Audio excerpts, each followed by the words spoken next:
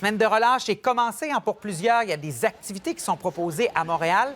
La question aussi, est-ce que les visiteurs sont nombreux cette année avec nous? Aurélie Deblois, qui est porte-parole de Tourisme Montréal. Bonjour, Aurélie. Bonjour, Simon. Alors, cette année, est-ce que ça s'annonce une bonne semaine de relâche en lien avec la fréquentation touristique à Montréal, de ce qu'on voit dans la boule de cristal? Oui, ce qu'on voit dans la boule de cristal, c'est environ 3, 4, 5 de plus dans le taux d'occupation dans les hôtels. C'est à peu près dans la norme pour la semaine de relâche à Montréal.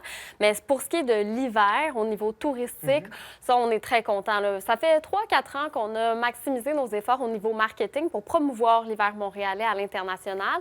Et ce à quoi on s'attend, c'est entre le 15 décembre et le 15 mars. On prévoit 9 de plus de visiteurs dans la métropole. Ouais. Et les visiteurs qui sont venus cette année ont eu droit à un hiver québécois typique, hein? Le froid, la neige. Ça fait partie de l'expérience aussi. Bien, oui, vraiment. Justement, l'an passé, plusieurs visiteurs nous disaient on s'attendait à un Winter Wonderland. Où est-il? Mais là, ils sont servis vraiment avec la neige. Là, les conditions sont favorables. C'est génial. Donc là, on parle beaucoup avec le contexte politique, avec les États-Unis, des gens qui changent leur plan de voyage. C'est sûr que pour la relâche, c'était peut-être serré, les gens réservent à l'avance. Mais comment, à Tourisme Montréal, on compte tirer profit peut-être de cet attrait des Canadiens et des Québécois de rester ici? Oui. On a bien vu les résultats du sondage commandé par l'Alliance de l'industrie touristique du Québec cette semaine. D'ailleurs, leur PDG, Geneviève Quentin, était de passage chez vous pour en parler. On sait que la moitié des Québécois qui avaient prévu un voyage aux États-Unis dans l'année à venir vont finalement rester au Québec. Et c'est sûr que ça va avoir un impact positif sur l'achalandage à Montréal, parce que Montréal, bien, ça reste une destination touristique incontournable et internationale. Et puis, bien, du côté des Américains, eux, ils sont attirés depuis d'innombrables années par la métropole. Ils retrouvent un charme européen, notamment. Et puis, du côté économique aussi, c'est bon pour le portefeuille. Là. Ils ont un pouvoir d'achat très positif. Parce qu'on le voit avec le dollar canadien. Et bon, là, on parle d'un hiver qui se passe quand même bien pour Tourisme Montréal.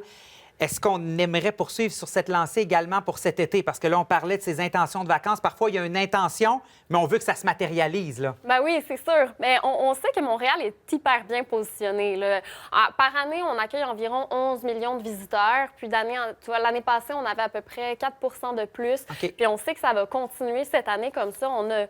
La métropole se renouvelle au niveau des attractions. On a le bungee qui va ça va être le plus grand bungee au Canada qui va prendre place dans le Vieux-Montréal. Et puis, on a aussi les restaurants qui vont obtenir des étoiles avec le guide Michelin. Et ça va attirer des chasseurs d'étoiles de partout à travers le monde.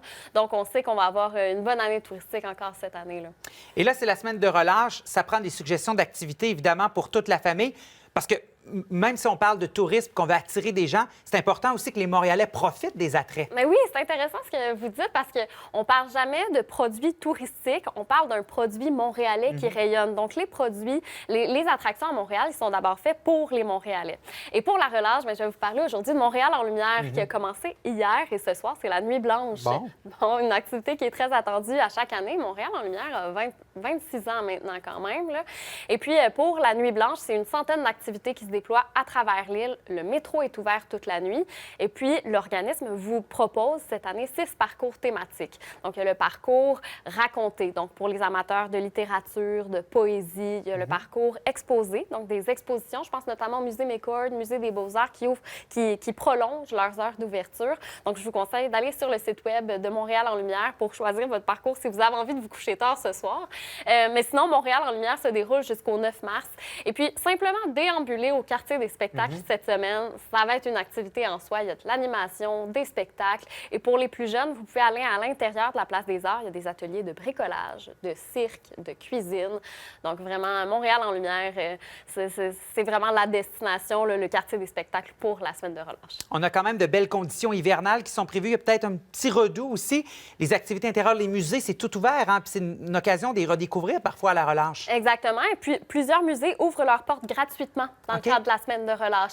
Mais justement, côté température, comme on a de la neige, bien, pourquoi pas profiter de l'extérieur? Au quartier des spectacles, il y a le sentier de patins. Sinon, on peut toujours aller aussi au Mont-Royal. On oublie qu'on a une montagne en pleine ville hein, pour une destination urbaine comme la nôtre. On peut faire du ski de fond, de la raquette et le parc Jean-Drapeau aussi, qui est extraordinaire, qui offre une vue imprenable sur la ville de Montréal. Et puis là, cette semaine, ça va être un grand terrain de jeu. Là, il va y avoir du hockey-bulle, du volleyball, des neiges, de l'animation et puis tous les sports qu'on peut faire comme à l'habitude. Aurélie Deblois, porte-parole de Tourisme Montréal, merci beaucoup. Merci, Simon.